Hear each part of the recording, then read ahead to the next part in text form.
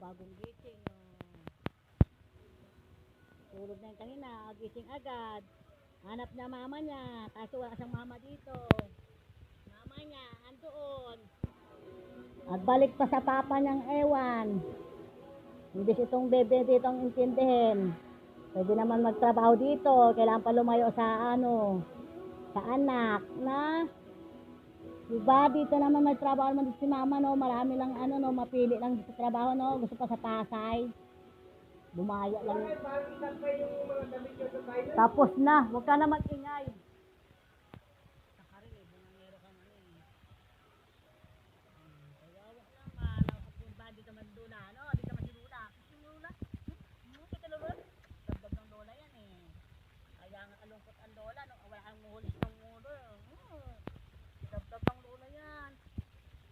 Mama mo, ayos na buhay dito.